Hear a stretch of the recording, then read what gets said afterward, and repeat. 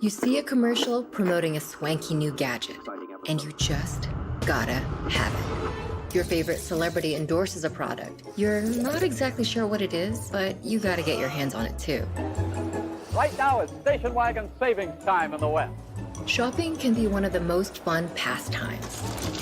And there was even a time when shopping was good for you. In fact, it could have saved your life. In the 19th century, Americans had a different concept of what it meant to be clean. They often didn't have running water. They didn't have flush toilets. When you don't have easy running water, the kind of cleanliness you can attain is limited. So people would wash in a basin. They might use some soap that grandma had made with some lye.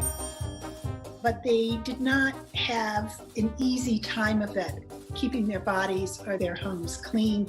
And they certainly didn't have shelves full of products designed to help them stay hygienically pure. Basically, life for many people was just dirty. But starting around the 1820s, people start realizing that living in filth wasn't so good for their health.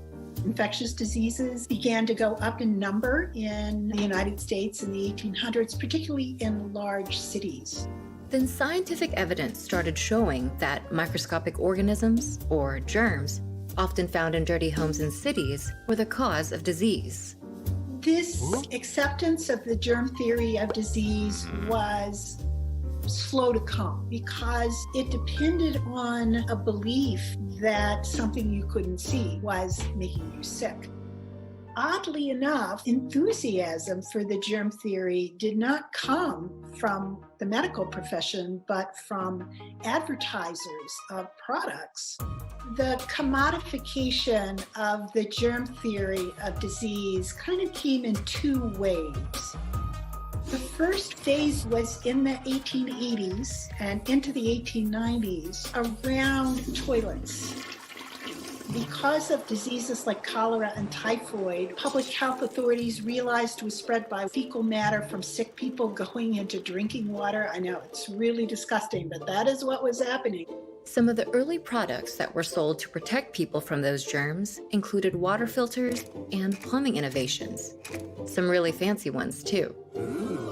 Phase two follows research that shows the spread of germs through personal contact, coughing, spitting, sneezing. They realize that that person-to-person contact is significant in the spread of very deadly diseases. Advertisers jumped on this and used those concerns to sell furniture.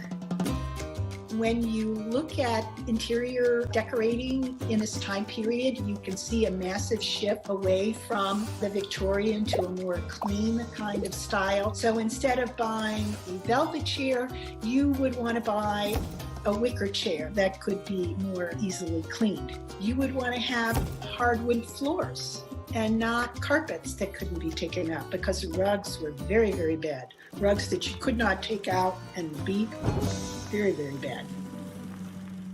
Of course, when you have all this swanky new furniture, you have to make sure it's clean and germ-free. And advertisers were more than ready to sell their cleaning products.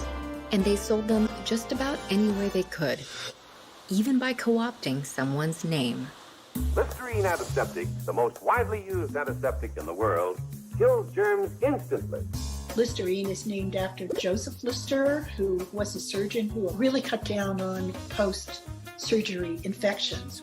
So if you were going to name a product after someone, Lister was a good choice. He had no control over this. Those were the days when you could appropriate someone's name without asking them. So overnight, the Lister name went from hospitals to store shelves. To ward off colds, gargle with that Listerine and protect yourself.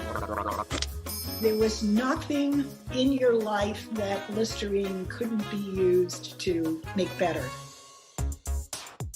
Advertisers also targeted people's insecurities, often within the cultural norms of that time, to sell their products, claiming, for instance, that their mouthwash could help you with your social life. Poor Marge. She'll never hold a man until she does something about her breasts. And people totally bought it. Advertisers also caught the eye of a group more genuinely geared toward the public interest. Our public health educators see that advertising is becoming a potent way to get people to buy certain products. So let's adapt the tactics of this new advertising, which reduced the amount of words and started to use graphics, pictures, line drawings to draw the eye in. They also used catchy slogans, jingles. Protection can be yours when you immunize. Any of the advertisers' methods to sell ideas and behaviors. Between the public health authorities and the product advertisers, they did a pretty good job getting the concept out there that the basic cause of infectious diseases were these microbes. This media revolution and consumer revolution occurred simultaneously with this scientific and public health revolution. It develops in other countries as well, but the United States is really one of the great purveyors of this advertising designed to get people to buy products. Advertising agencies, the beginnings of Madison Avenue, all date from the same decades that the germ theory was coming to be accepted. By selling cleaning products, furniture, and toilets, advertisers helped make homes cleaner and move the needle in improving public health, all while making a buck.